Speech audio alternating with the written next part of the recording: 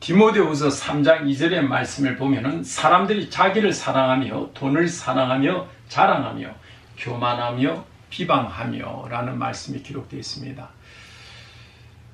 제가 2000년도부터 한 달에 이제 한두 교회 정도 집회를 떠나게 됐습니다.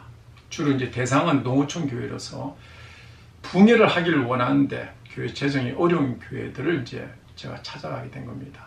그래서 사례비 받지 않고 늘 이렇게 섬기고 돌아오곤 했습니다.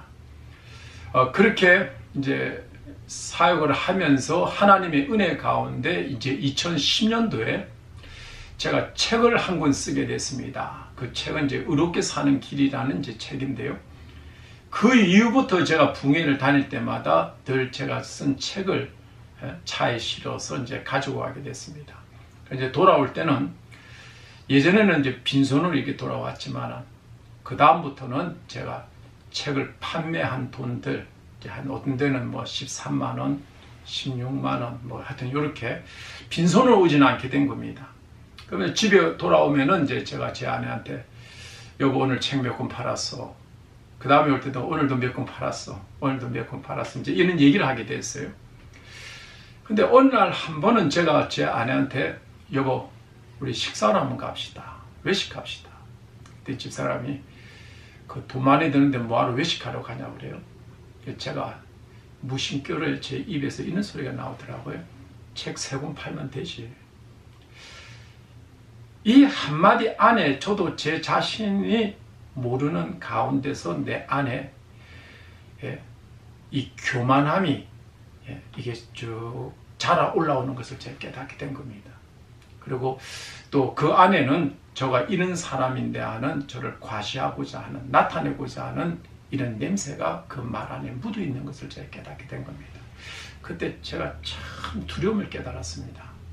하나님이 우리에게 축복을 주실 때는 정말 그 축복을 받을 만한 그릇으로 함께 자라야 되는데 이 그릇이 그 뒤에 보조를 못한다면 하나님이 주시는 이 축복은 나에게 저주가 될 수 있겠구나. 그래서 하나님께서 한없는 축복을 받기 위해서는 내가 축복을 받을 만한 그릇으로 함께 자라가야겠구나.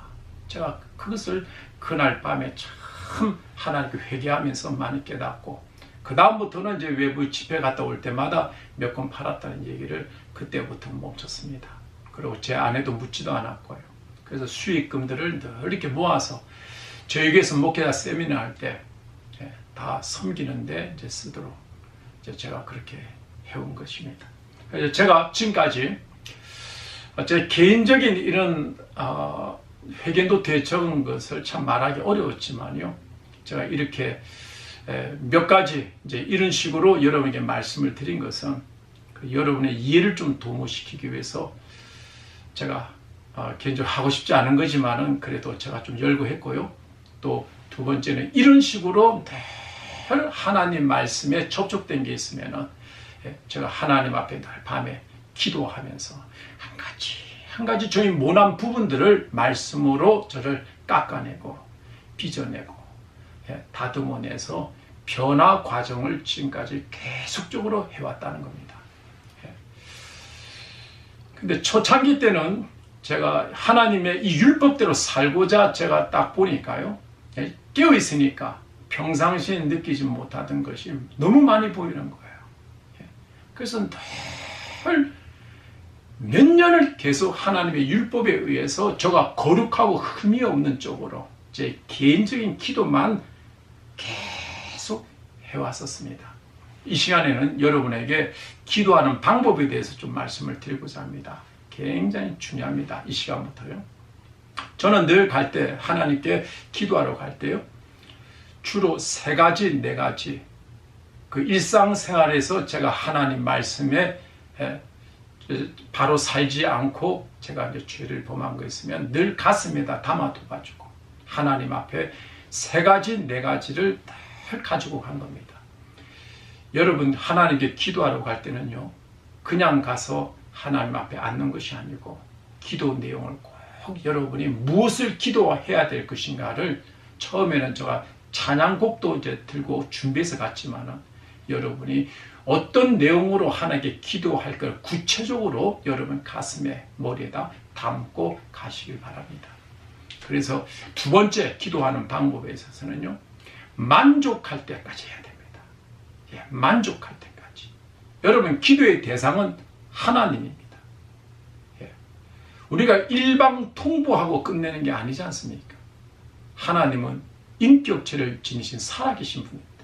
하나님이 됐다고 인정할 때까지 우리가 한 가지, 두 가지, 세 가지 이렇게 하나님께 회개해야 될 거 아닙니까?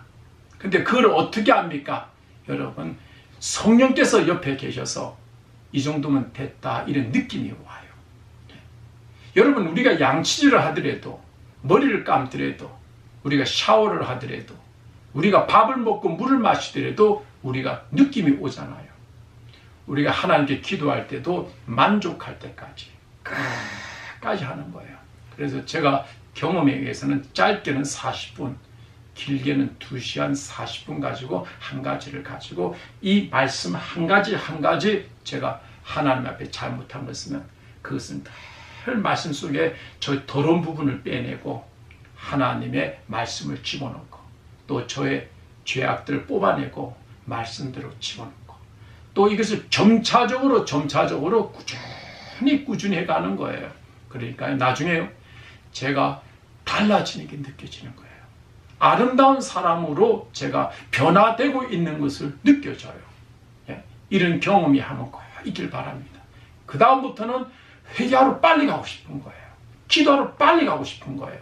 그 말씀 안에서 내가 또 달라지고 또 더 아름다운 사람으로 변화되기 때문에 기도하는 시간이 나중에 기다려지더라고요.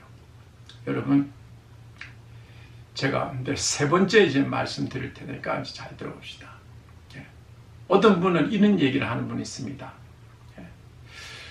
뭐 똑같은 죄를 계속 반복적으로 우리가 짓는데, 예. 뭐 변화가 없는데, 내가 또 하나님 말씀 앞에 회개해도 똑같은 죄를 또 짓고, 또 회개했는데 또 짓고, 이제 이런 분들이 이런 내용을 잘 들어야 됩니다. 그러니까 이제 세 번째는 뭐냐면요, 이제 변화가 안 된다는 분들은 이제 이 말씀을 잘 듣길 바랍니다. 예. 저기 예전에 수년 전에 이제 서해 바다에 기름 유출 사건이 있었습니다.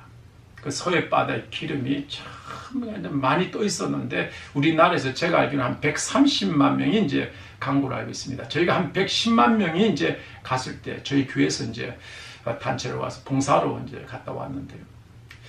저희는 그때 가보니까 너무 깨끗한 거예요. 아니 정말 기름이 흘렀었나? 바닥에 떠 있었나? 텔레비 뉴스에서는 봤었는데 현장에 가니까 너무 깨끗한 거예요. 근데 이것이 보니까 사람들이 이제 바다에 떠 있는 기름들을 다 제거하고 또 파도로 밀려서 육지에 이제 올라온 것을 또 다 제거하고 바위 위에 붙은 것 쇠소로 다 닦아내고 그래 바위를 보니까 예전에 기름이 묻었던 흔적들이 그 안에 곳곳에 다 있더라고요. 저희는 가서 무엇을 해야 됩니까 했더니 삽하고 바켓을 주더라고요. 그래서 모래사장을 웅덩이를 파고 바다에 가서 바닷물을 이제 그 모래사장에 붓고 모래사장 속에 배어 있는 기름들을 이제 닦아내는 작업을 하루 왼종일 하고 왔습니다. 그러니까 처음에는 눈에 보이는 큰 죄부터 하나하나씩 이제 정리해 오는 거예요. 말씀을 통해서. 그 다음에 이제 육지, 그 다음에 바위에 붙은 것, 심지어는 이제 모래사장 속에 있는 것까지, 우리의 생각과 마음 속에 있는 것까지 하나님 말씀으로 깨끗하게 이제 들어가기 시작해야 된다는 겁니다. 그러면 이제 예를 들면 이런 겁니다. 기름 유출 사건 때 바다에 수없이 많은 그 어마어마한 양의 기름이 떠 있었는데 여러분 50바켓을 퍼서 우리가 버렸다고 합시다. 그걸 바다를 보면은 이것이 줄어든 것처럼 보이겠습니까? 안 보이겠습니까? 50바켓을 보면요 전혀 변화가 있는 것처럼 보이지가 않습니다.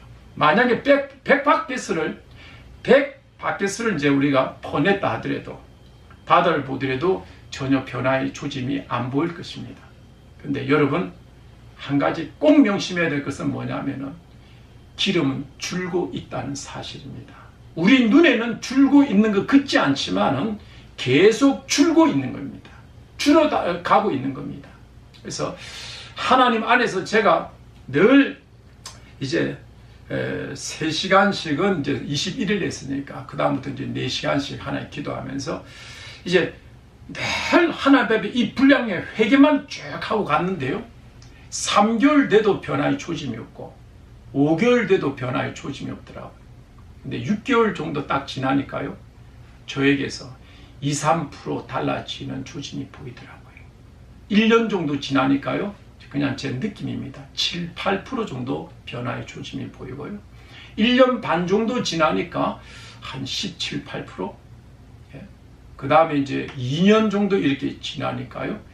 이제 이것이 20몇 프로로 제가 달라지고 있는 것이 느껴지더라고요. 예. 여러분, 하나님 말씀 가운데서 하나님 앞에서 우리가 걸어갈 때는 인내를 결실할 때까지 끝까지 가길 바랍니다. 아주 중요한 내용은 예수님께서 예화를 이제 2번씩 반복해서 이제 들은 경우도 있는데, 한 가지 더 예를 들면요. 자전거를 타는 사람들 처음에 배울 때 자꾸 균형이 잡히지 않아서 넘어집니다. 하루 왼종일 넘어지는 작업만 하다 집에 들어올 겁니다.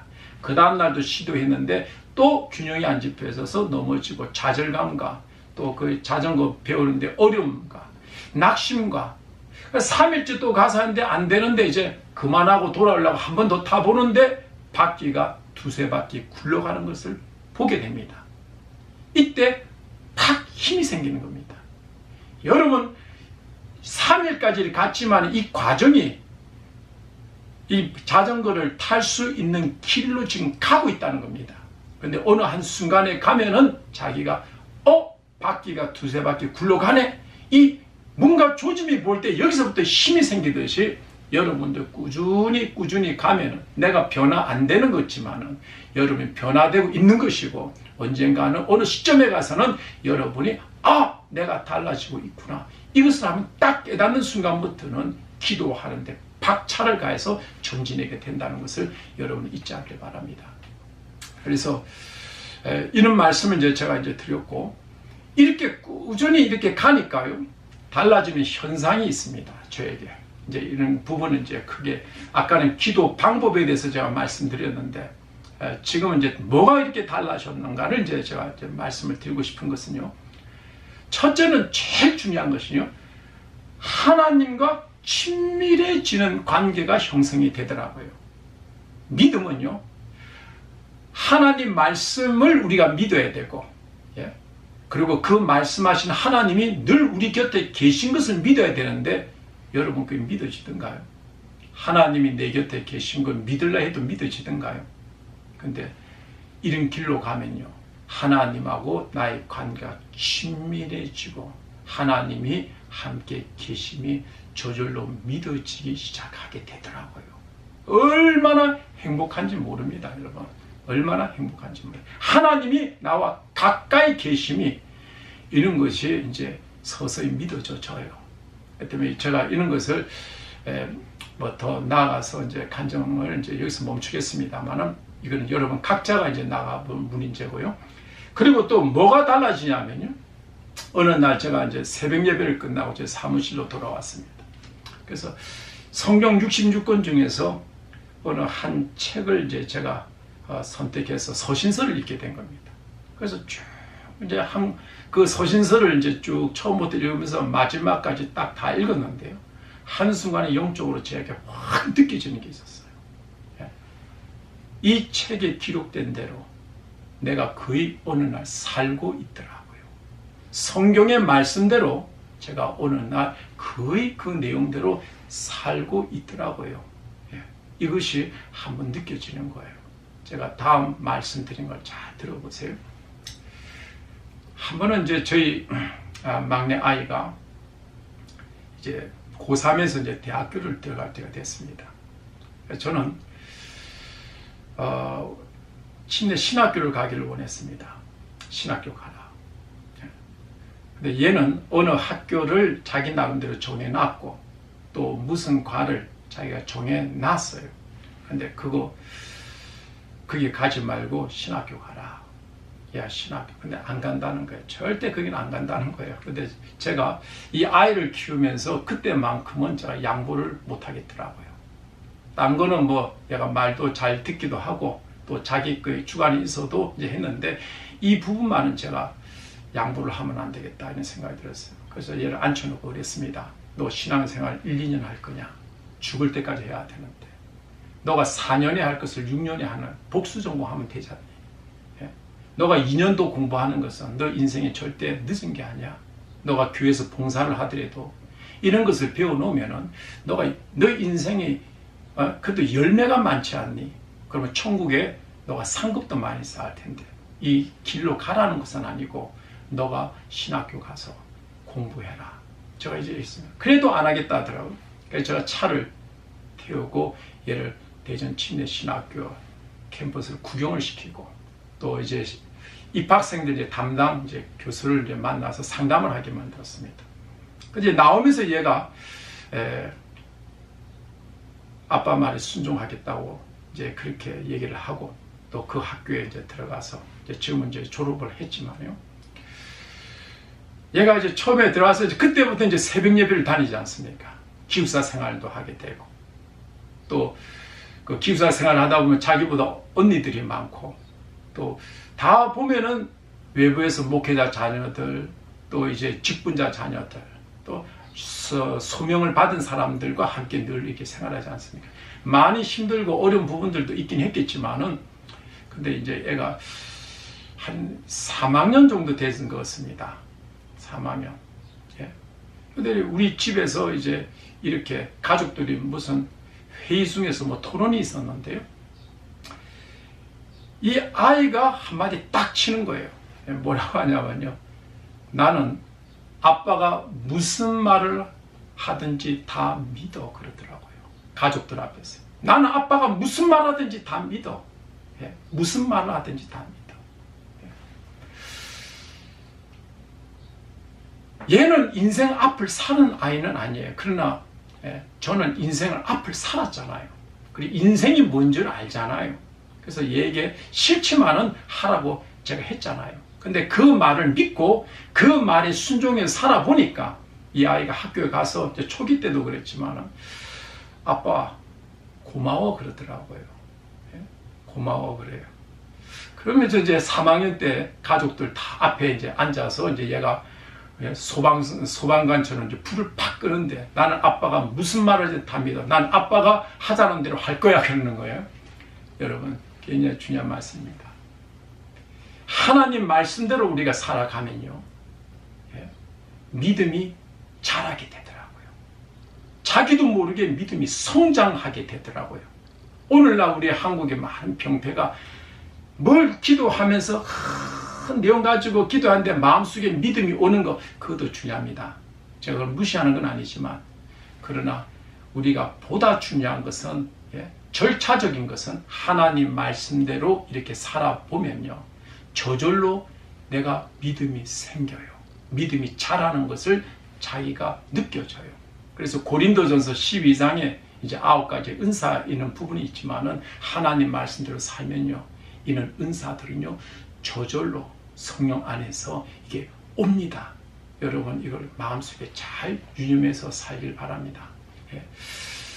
제가 어느 순간에 이제 새벽 예배 끝나고 집에 가서 이제 그때 추운 겨울이었던 것입니다. 안방에서 이제 앉아서 성경을 읽게 됐습니다. 근데 저도 모르게 입에서 이런 소리가 나오는 거예요. 여보, 성경이 믿어줘. 성경이 믿어줘. 성경이 믿어줘. 너무 놀라운 거예요. 하나님 한 말씀 한 말씀이 다 믿음으로 들어오는 거예요. 그 다음날 아침에도 제가 새벽 예배 끝나고 또 성경인데 또 그런 마음이 드는 거예요. 여보, 성경이 믿어줘. 성경이 믿어줘. 성경.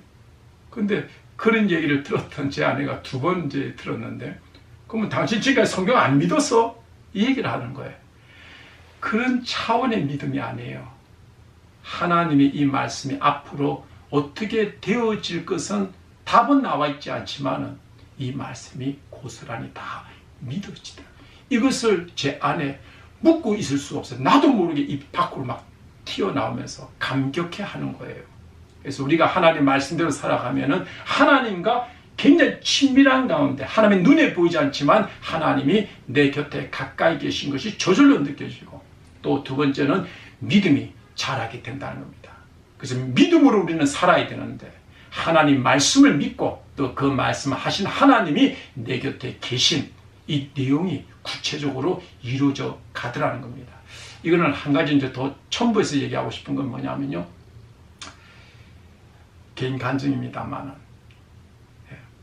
하나님께 이렇게 기도할 때, 지금은 회개 노트에다가 적는 일이 초창기처럼 그렇게 많지는 않지만은 이제 지금은 이제 중보 기도도 하고 제 개인적인 기도도 하고 이러지만은 제가 이런 것을 많이 느낄 때가 있어요. 기도하기 전에 하나님이 내 기도를 응답해 주실 거라는 이런 확신들이 와요.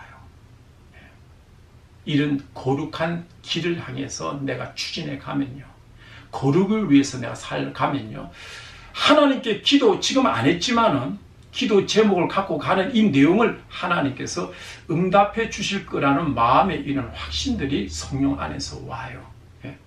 무엇이든지 구하는 바를 그에게 받나니, 만일 우리가 하나님 앞에 책망받을 것이 없으면 하나님께 담대함을 얻고 무엇이든지 구하는 바를 그에게 받나니. 요한일서에 있는 말씀이죠.